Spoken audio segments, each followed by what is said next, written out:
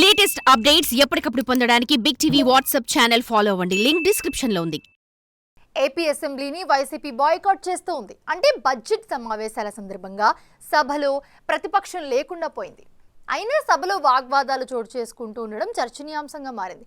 ముఖ్యంగా TDP senior ఎమ్మెల్యేలు ప్రభుత్వ విధానాలను తప్పుపడుతూ ఉండడం, మంత్రుల వైఖరిపై స్పీకర్కు ఫిర్యాదులు వంటివి వైసీపీకి ఆయుధాలుగా మారుతున్నాయి. తాజాగా ఎమ్మెల్యేలు జ్యోతుల నెహ్రూ, కూన రవికుమార్లు సభాపతి ముందు అసహనం వ్యక్తం చేశారు. జ్యోతుల నెహ్రూ అయితే ఏకంగా డిప్యూటీ స్పీకర్తో వాగ్వాదానికి దిగారు. ఆ క్రమంలో ఆయన చేసిన కామెంట్స్ పై అసెంబ్లీలో జోరుగా చర్చ జరుగుతోంది. అసలు నెహ్రూ ఒక్కసారిగా అంత అసంతృప్తి వెళ్ళకక్కడానికి కారణాలేంటి? జగ్గంపేట తెలుగుదేశం పార్టీ ఎమ్మెల్యే జ్యోతుల నెహ్రూ సొంత పార్టీపైనే అసంతృప్తితో ఉన్నట్లు కనిపిస్తున్నారు. అసెంబ్లీలో తాజాగా డిప్యూటీ స్పీకర్ రఘురామకృష్ణంరాజుతో ఆ సీనియర్ ఎమ్మెల్యే వాగ్వాదానికి దిగటం వెనుక ఆ అసంతృప్తే కారణమంటున్నారు. ప్రభుత్వం అవలంబిస్తోన్న ఇసుక విధానం గతంలో మాదిరిగా లేదని, ప్రభుత్వానికి అంత మంచిది కాదని అసెంబ్లీ సాక్షిగా ఆయన చేసిన వ్యాఖ్యలు పెద్ద దుమారమే రేపాయని చెప్పాలి.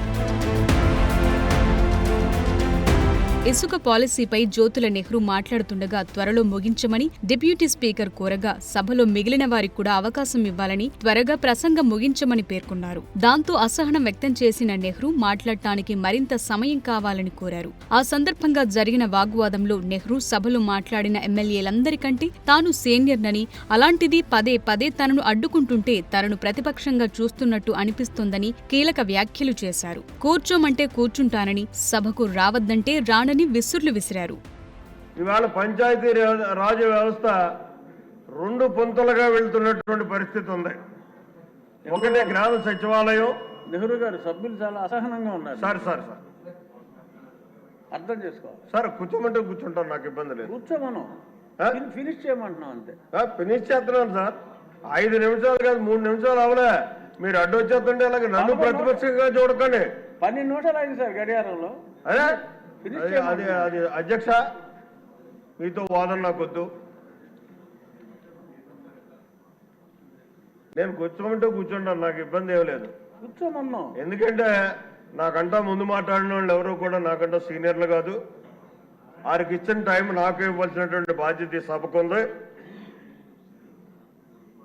మీరు ఇస్తానంటే ఓకే, లేదనుకుంటే నేను కూర్చుంటాను, నాకు ఇబ్బంది లేదు. సభకు కూడా రావద్దంటే మానేస్తాను. జస్ట్ ఫినిష్ చేయమని రిక్వెస్ట్ చేస్తాను సార్. సారీ, 10కి 10 సార్లు నన్ను అడ్డుకుంటే ఏదో నన్ను ప్రతిపక్షంగా చూస్తున్నట్టు ఫీల్ అవ్వాల్సి వస్తుంది. అది కరెక్ట్ కాదండి. తనను ప్రతిపక్ష ఎమ్మెల్యేగా చూడొద్దంటూ జ్యోతుల నెహ్రూ చేసిన కామెంట్స్ పై టీడీపీ ఎమ్మెల్యేల మధ్య చర్చ జరుగుతోంది. స్వపక్షంలో విపక్షంలా ఆయన అసహనం వ్యక్తం చేయడంతో దానికి కారణమేంటా అని చర్చించుకుంటున్నారు. కూటమి ప్రభుత్వంలో సీనియర్ని అయిన తనకు ప్రాధాన్యత దక్కలేదని నెహ్రూ అసంతృప్తితో ఉన్నారట. ఇవే తనకు చివరి ఎన్నికలని ప్రకటించిన ఆయన ఈసారి ఖచ్చితంగా మంత్రి పదవి దక్కుతుందని ఆశించారు. అయితే కూటమి ఈక్వేషన్లు, కుల సమీకరణలు వంటి కారణాలతో నెహ్రూకి కేబినెట్ బెర్త దక్కలేదు.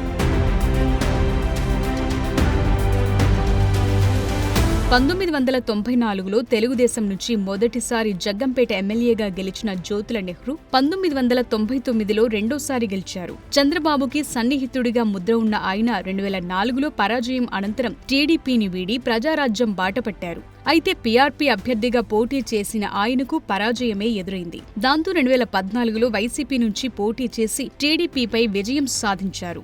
అసెంబ్లీలో వైసీపీ డిప్యూటీ ఫ్లోర్ లీడర్గా, పార్టీ తూర్పుగోదావరి జిల్లా అధ్యక్షునిగా పనిచేశారు. 2016 నాటికి వైసీపీలో ఇమడలేనంటూ అధికార టీడీపీలో చేరారు. 2019 ఎన్నికల్లో జగ్గంపేట నుంచి పోటీ చేసి తిరిగి ఓడిపోయారు. ఆయన ఉమ్మడి తూర్పుగోదావరి జిల్లా వ్యాప్తంగా మంచి పేరున్న నాయకుడు. గత ఎన్నికల్లో 4సారి టీడీపీ ఎమ్మెల్యేగా విజయం సాధించారు. ఈసారి ఆయన చంద్రబాబు మంత్రివర్గంలో చోటు దక్కుతుందని ఆశించారు. మంత్రివర్గంలో స్థానం దక్కకపోవడంతో తీవ్ర నిరాశకు గురయ్యారట. మంత్రి పదవి విషయంలో జ్యోతుల నెహ్రూ సన్నిహితుల వద్ద ఆవేదన వ్యక్తం చేశారట. జ్యోతుల నెహ్రూ తన రాజకీయ వారసుడిగా కుమారుడు జ్యోతుల నవీన్ను వచ్చే ఎన్నికల్లో పోటీ చేయించాలని భావిస్తున్నారు. అందుకే ఇదే చివరిసారిగా తాను ఎమ్మెల్యేగా పోటీ చేస్తున్న ఎన్నికలని నియోజకవర్గంలో పలుమార్లు కార్యకర్తలకు, సన్నిహితులకు తెలిపారు. ఎన్నికల ప్రచారంలోనూ అదే స్పష్టం చేశారు. దాంతో తాను చివరిసారిగా ఎమ్మెల్యేగా ఉంటున్నాను కాబట్టి ఖచ్చితంగా మంత్రి పదవి వస్తుందని ఆయన భావించారట. టీటీడీ బోర్డు మెంబర్గా పదవి స్వీకరించినా కూడా ఆ అసంతృప్తి అలాగే ఉందంటున్నారు. తనకన్నా పార్టీలో జూనియర్లైన వారికి మంత్రి పదవులు దక్కాయని, 30 ఏళ్ల తన రాజకీయ జీవితంలో తాను ఒక్కసారి కూడా మంత్రిగా పనిచేయలేకపోయానని ఆయన అసంతృప్తితో ఉన్నారని సన్నిహితులు చెప్తున్నారు. ఆ ఫ్రస్ట్రేషన్తోనే జ్యోతుల నెహ్రూ అసెంబ్లీలో డిప్యూటీ స్పీకర్తో వాగ్వాదానికి దిగి తన సీనియారిటీ గురించి ప్రత్యేకంగా ప్రస్తావించారన్న అభిప్రాయం వ్యక్తమవుతోంది. మరి ముఖ్యమంత్రి తన సహచరుణ్ణి ఎలా సముదాయిస్తారో చూడాలి.